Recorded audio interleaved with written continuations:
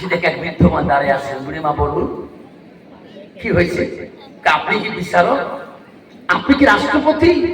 বলছি বুড়ি মা তোমাদের আশীর্বাদে ধরে খলিফা, আমি একটা তোমার কাছে বিষয় দিতে চাই। কি খলিফা আপনি কি এই বিষয় জানেন? এই বিষয় করেন। মদিনার খলিফা মনে করছে কোন বা যুবক ছেলে নাকি গালি পাচ্ছে। বলেন বলেন ও খলিফা, আমি একটা দিন ভিখারি মানুষ, সারাদিন ভিক্ষা মাঙে, মানুষের দাঁড়িয়ে দাঁড়িয়ে ভিক্ষা করি গো খলিফা।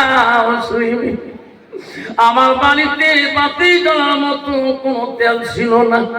এক বাড়িতে আমি তেল নিয়েছিলাম খুঁজি গো খলিফা। আমার হাতের শিশিটা বোতলটা পরিয়ে সমস্ত তেল মাটি কেন চুষি খাইলেন? আমাকে বিশেষ করে দাও। আমার ভিক্ষা মাঙ্গা সারাদিনে মেহনতের তেল কেন এই মাটি খেয়ে নিলে? সাহাবীদের বলছি এটা পাগল বুড়ি দেয়।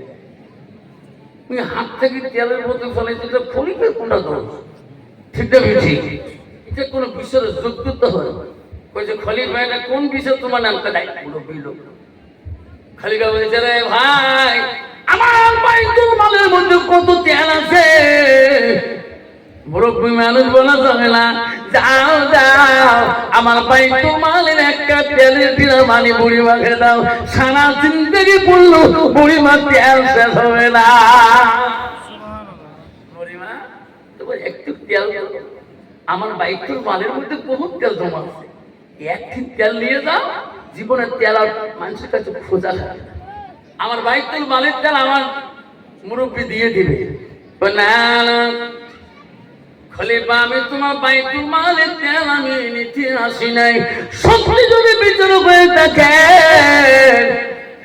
আমার মেহনতের তেল আমাকে ওইটুকু বুঝিয়ে দিতে হবে।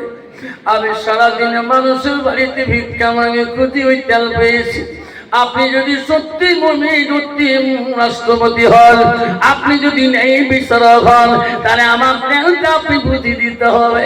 হযরত ওমর চিন্তা করলো মুরব্বী মানুষ, কিছুই বলা যায় না, রাগ করা যায় না। হযরত ওমর আমরা রাজি খলিফা গো, কিন্তু মুরব্বী হিসেবে নবীর হাদিস খেয়াল করলেন। নবী বলে গেছে মুরব্বী থেকে সম্মান করতে হবে। হযরত ওমর বলল বুড়ি মা আমার বাইতুল মালের তেল নেবেন না কেন?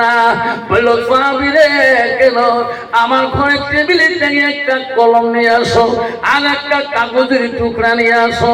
দৌড়িয়ানি হযরত ওমর এই কাগজের মধ্যে একটা চিঠি লেখা শুরু করলো। চিঠিতে সিরি বললো বুড়ি মা আপনার মেহনতের তেল দিতে গায়ে বলছে খেয়াল আছে করে আমি চিন্তি আছি। বুড়ি ভাই চিঠিটা নিয়ে আসার ওই জায়গায় যে চিঠিটাকে দিবেন, বলবেন মাছি রে মদিনার রাষ্ট্রপতি ওমর দিয়েছে, সঙ্গে সঙ্গে তোমার তেল গাড়ি আসি যাবে, তোমার তেল নিয়ে বাড়ি যাবে।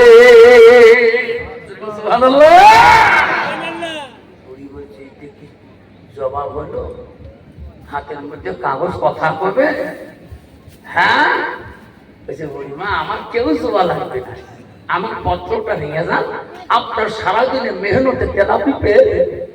বুড়িমা মনে মনে করে রাষ্ট্রপতি আমি সেই বুড়ি, ফিরে আসবো আবার দুবার করি। চিঠি নিয়ে যায়। হযরত ওমর রাষ্ট্রপতি বলে বুড়িমা অত বড় নাম যদি খেয়াল না পায় বলবেন মাছি রে ওমর দিয়েছে। এই চিঠি বুড়িমা ওই তেল ফেলা গন্তব্য জায়গায় যায় আর মানে মানে বলে রে চিঠি তো কথা বলবে না, এটা আমার কোমর ফাঁকি দিয়ে ঘুরি দিল, আমি তো আরো চলে যাবো। বুড়িমা গন্তব্য তেল ফেলা জায়গায় দেখা হ্যাঁ বললেন। চিঠিটা হাতে নিয়ে খালি হযরত ওমরের নাম পড়া চিঠি মাটিতে ছাড়ার সাথে সাথে এমন মাটির শব্দ বয়ে গেল, আরে তেলের লৌর কোন বাইরে গেল, যেরকম সুবহানাল্লাহ। জমির মাটি ফেটে গেল, তেল জমিনে ভেসে গেল। বুড়িমা কিসের তেল নাই, সবাই ফিরিও না দেখে বাবা এত তেল জমিন থেকে ফিরে বুড়িমা সদাই খলিফার বাড়ি দৌড়ে খলিফাকে হ্যাঁ সামনে বাবা খলিফা কি লেগেছে তোর চিঠি বা তোর চিঠি এত আগুন কে বলছে বুড়িমা চিঠি লাগালে কাছে বলার দরকার হবে না আপনার মেরুতে তেল পাচ্ছেন কিনা গো বুড়িমা বলুন বলছে বাবা আমাকে তেল লাগবে না তেল লাগবে না বাবার তুই চিঠি কি লিখে দিস আমি তো ধরতে পারি না খলিফা বলো আমি বড় খুশি হয়ে যাও খলিফা অত তোমার বলছে বুড়ি রে তুমি বারবার আমাকে বলছো তুমি নেই বিশ্বাস করতে পারো কিনা বুড়ি আমি মাটির কাছে বিশাল লাগছিলাম রে মাটি তুমি যদি বুড়িমার মেহনতের তেল বুঝি না দাও মাটি তুমি সাক্ষী দেখো আমি হজর তোমার বলছি